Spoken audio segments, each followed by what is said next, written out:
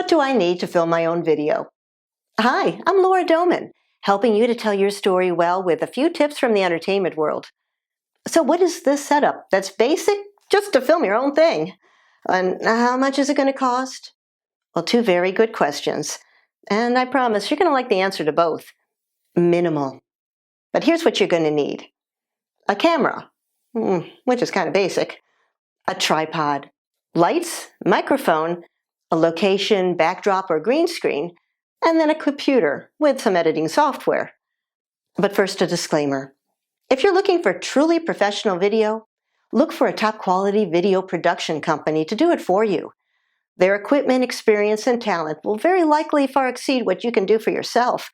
But if you're on a tight budget, making informal videos, or just want to learn the basics, stick with me. I use a Canon DSLR camera, but you can just as easily use your mobile phone's built-in camera. Just position it so that you can shoot it either in landscape mode for most videos, or if you're creating a very short video to post as a story on social media, use portrait. The tripod is going to hold your camera steady at an adjustable height. Now, typically you want the camera lens to be at eye level. If you're using a mobile phone, you're going to want to add a mount like this. Just screws into the very top, and you can turn it so that your phone records either in portrait mode or in landscape. Ideally, you'll have a three-way lighting system. Your key light. It's your main source of light, and it's usually positioned in front of you and about 45 degrees between you and the camera. It provides light to one side of your face. The fill light is your secondary source, and it's positioned on the other side of the camera, so that the light will come to the other side of your face, and often it's a little farther back just to soften the light. A backlight is going to help you separate from the background, so you're going to stand out a little more and not throw so many shadows. But depending on your setup and what you're trying to achieve, you might only work with one or two lights, especially if you want some soft shadowing. And you can find these inexpensive box or LED lights on Amazon. In a future video, I'll tell you how you can use natural light, especially when you're traveling and don't have much or any equipment with you.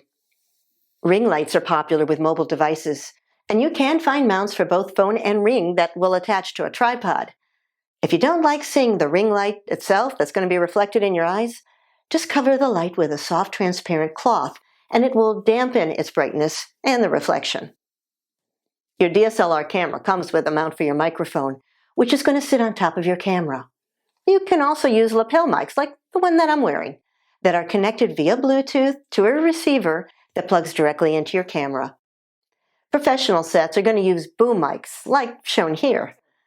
On the other end of the spectrum, people shooting videos with a mobile device will either rely on the built-in microphone or use a lapel or external mic.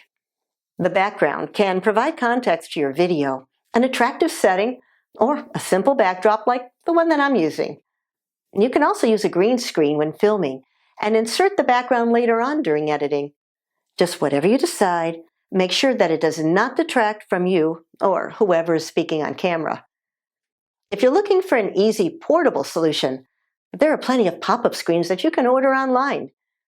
Now here's a look at what I've been using in my video series. You can also even use a curtain or a well-ironed bedsheet from a spring rod if necessary, or use a blank wall. And of course, you're going to need to put it all together. I use iMovie, a free app with my MacBook Pro. Quick and easy, and it lets you compress your video to a small, manageable MP4 file that makes it easy to upload to YouTube or your website. Other popular options with more features include Final Cut Pro and Adobe Premiere Pro Creative Cloud. And there's your basic video setup. You got questions or comments? Just put them in the comments below. And if you want more tips about speaking on camera, check out the other videos in this YouTube series. And don't forget to subscribe so you'll be notified when a new one comes out. And as always, if you'd like some one-on-one help, just reach out. Or if you prefer to outsource your video or voiceover project, I can either do it for you or help you find somebody else who can. So thanks for watching, and I'll see you next time with another tip on camera.